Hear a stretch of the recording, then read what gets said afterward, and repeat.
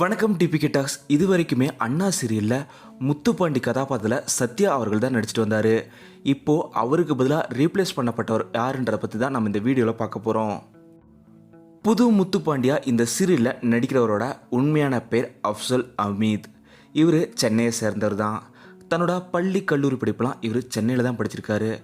கல்லூரி படிக்கும்போதே பல ஷார்ட் ஃபிலிம்லையுமே இவர் நடிச்சிருக்காரு.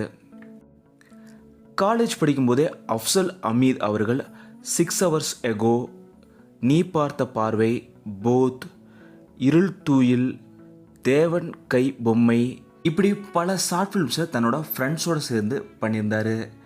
இந்த நிலையில் தான் இவருக்கு N4ன்ற மூவியில் லீட் ரோலில் நடிக்கிற வாய்ப்பு கிடைச்சிது.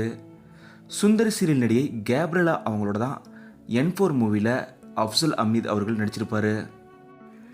சீரியல்களை பொறுத்த வரைக்கும் மோதலும் காதலும் சீரியலில் தான் இவர் முதல் முறையாக அறிமுகமாக வராரு.